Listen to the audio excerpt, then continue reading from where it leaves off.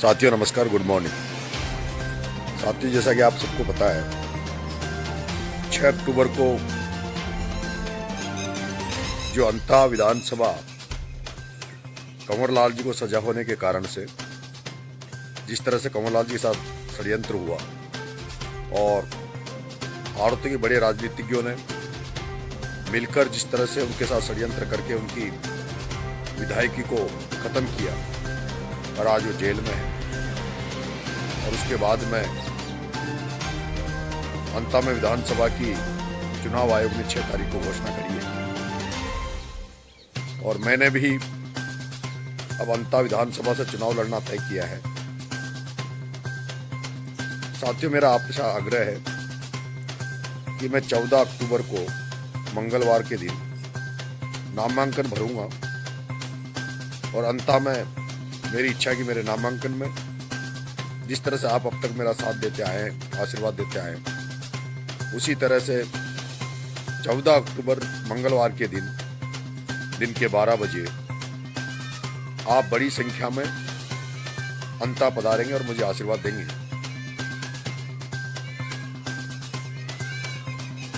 बहुत सारे साथी मेरे ऐसे भी हैं जो बेरोजगार हैं,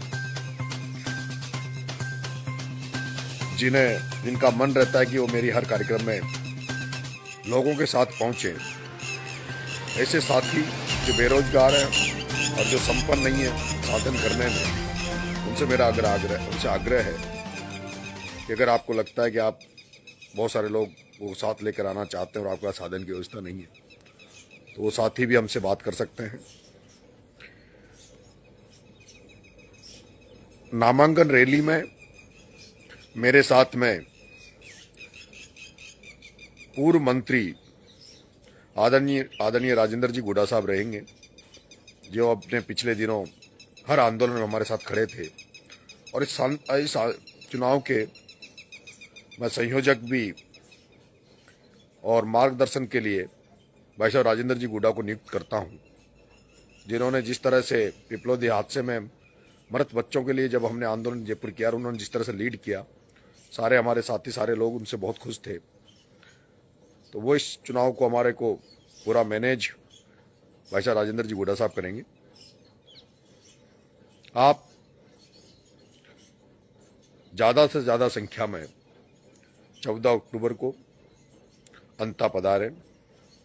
उसी दिन नामांकन के बाद में हम लोग अंता, सीसवाली और मांगरोल, इन तीनों कस्बों में रोड शो भी निकालेंगे।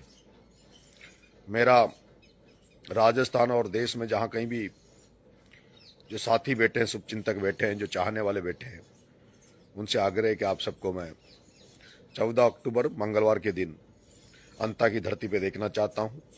उसी दिन हम चुनाव का आगाज करेंगे और घर घर बूथ बूथ पर जाकर लोगों का और जनता का आशीर्वाद लेने का प्रयास करेंगे। मुझे उम्मीद है कि हमें छबड़ा में भी हमने प्रयास किया, देवली उनियारा प्रयास किया, और ये चुनाव हमारे लिए करो और मरो का चुनाव है। इस चुनाव में आपके आशीर्वाद का आकांक्षी हूं। भरोसा करता हूं कि आप सबका आशीर्वाद मुझे मिलेगा। साथियों, मेरे को चाहने वाले शुभचिंतक ज्यादातर लोग कांग्रेस विचारधारा के हैं। ऐसे में मैं कांग्रेस से भी टिकट मांग रहा हूं और मैं ये कह रहा हूं कि मैं भरसक प्रयास कर रहा हूं कांग्रेस के टिकट के लिए।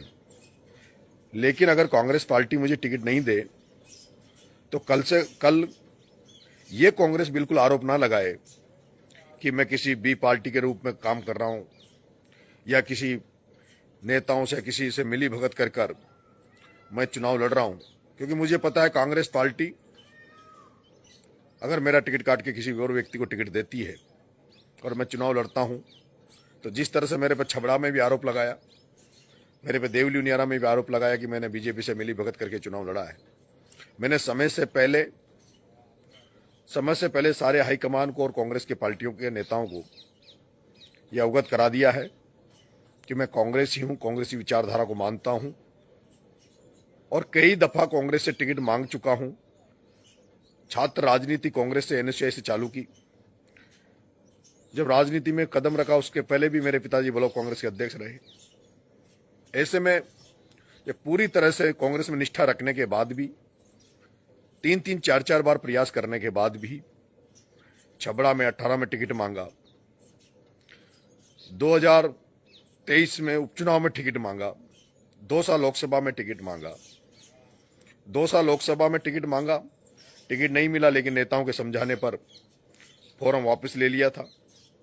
अगर शायद 2 साल लोकसभा में अगर मैं टिकट और फॉर्म वापस नहीं लेता और चुनाव लड़ता तो शायद आज राजनीतिक मेरी पारी आरंभ हो चुकी होती। लेकिन मैं पिछली बातों में ना जाकर अभी भी कांग्रेस पार्टी से अपील कर रहा हूं कि कांग्रेस पार्टी मुझे मौका दे। ऐसा नहीं हो, क्योंकि मैं ये भी कह रहा हूं कि उपचुनाव, अंता का उपचुनाव केवल यहीं तक सीमित नहीं रहेगा। अंता का चुनाव 2028 के आम चुनाव को भी प्रभावित करेगा। मैं अगर इस बार कांग्रेस से अलग हटकर अगर आगे बढ़ गया तो फिर मेरा मुड़ना नामुमकिन रहेगा। मैं फिर वापस से लौटकर कांग्रेस की तरफ नहीं आ पाऊंगा चाहकर भी, क्योंकि एक बार मैं अगर आगे बढ़ गया तो जो लोग मेरे साथ इस समय रहेंगे उन्हीं की आज्ञा का पालन करूंगा। ऐसे में मैं ऐसा कोई कदम नहीं उठाना चाहता जिससे मेरे कदम से भारतीय जनता पार्टी को फायदा हो, क्योंकि उदयपुर में भी यही हुआ। कांग्रेस ने समय रहते हुए जिन लोगों ने बाप पार्टी बनाई थी उनको अगर वो समय पर मौका देते पार्टी से तो शायद बाप पार्टी नहीं बनती, और बाप पार्टी बनी है तो कहीं ना कहीं कांग्रेस का नुकसान हुआ, बीजेपी को फायदा हुआ है। जहां कहीं भी तीसरे मोर्चे खड़े हुए हैं वहां नुकसान बीजेपी का नहीं बल्कि कांग्रेस का हुआ है। लेकिन मेरे पास रास्ता नहीं बचता है। मैं अगर कांग्रेस मुझे इस बार मौका नहीं देती तो मेरे पास रास्ता नहीं बचता है, और सबसे बड़ा कारण उसका यह है कि आज कांग्रेस में आदरणीय राहुल गांधी जी की मंशा के अनुरूप राहुल गांधी जी चाहते हैं कि कांग्रेस में दलित और आदिवासी और अल्पसंख्यक वर्ग जो कांग्रेस का वोट बैंक है उनको राजनीतिक प्रतिनिधित्व उनकी संख्या के आधार पर दिया जाए, लेकिन धरातल पे अलग हम देखते हैं। ऐसे में अभी भी राहुल गांधी जी के भरोसे, राहुल गांधी जी पे विश्वास करते हुए मैं रुका हुआ हूं, और मुझे उम्मीद है कि अगर आप सब लोग इसको वीडियो को शेयर करके राहुल गांधी जी तक अगर मेरी आवाज पहुंचेगी तो मुझे उम्मीद है कि आदरणीय राहुल गांधी जी मुझे मौका देंगे।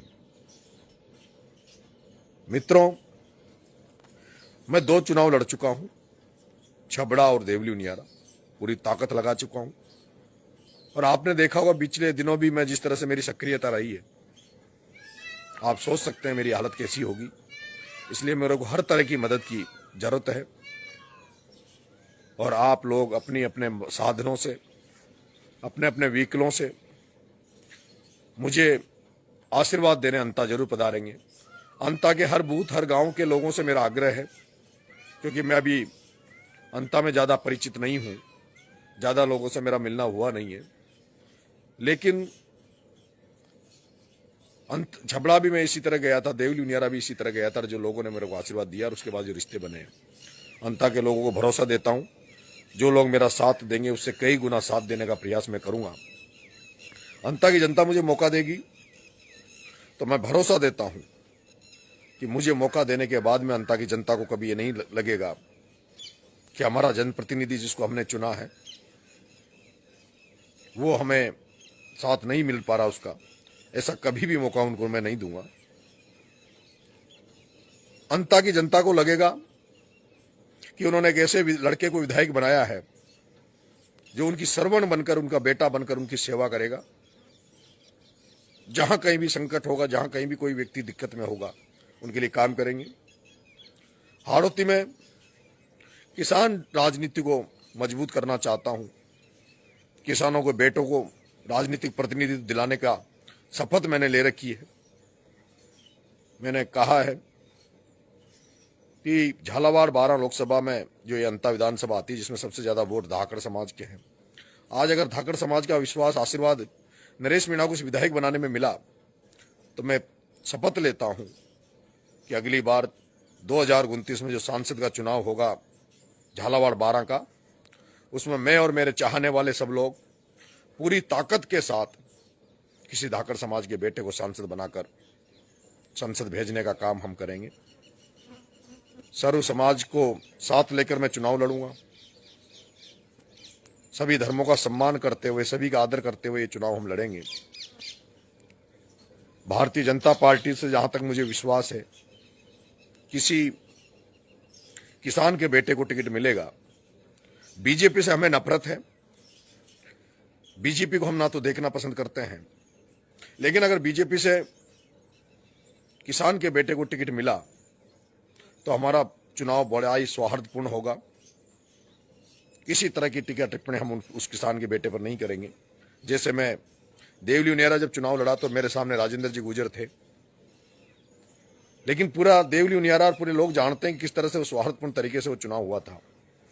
और अगर मुझे जो लगता है कांग्रेस पार्टी मुझे टिकट नहीं देकर उसी धन्ना सेठ को मौका देती कांग्रेस, जिसको पहले भी कांग्रेस उस जगह से विधानसभा अंता से लड़ाती आई है, तो उसको हम दिखा देंगे कि चुनाव होता कैसे है और चुनाव लड़ा कैसे जाता है। अब तक तुम्हें जो तुम चुनाव लड़े हो वो शायद वैसे लोगों के सामने लड़े हो जो लोग सक्षम नहीं थे तुम्हारे धन बल के आगे, लेकिन इस बार हाड़ौती का बेटा, जनता का बेटा, जनता का सेवक नरेश मीणा चुनाव लड़ रहा है। ऐसे में दिखाएंगे इस धन्ना सेठ को कि चुनाव कैसे होता है, कैसे लड़ा जाता है। उम्मीद करता हूं मेरे भाइयों कि आप तमाम लोग जो इस वीडियो को सुनेंगे, कम से कम वो लोग अंता की धरती पे 14 अक्टूबर को मंगलवार को जरूर आएंगे। धन्यवाद। राम राम साहब।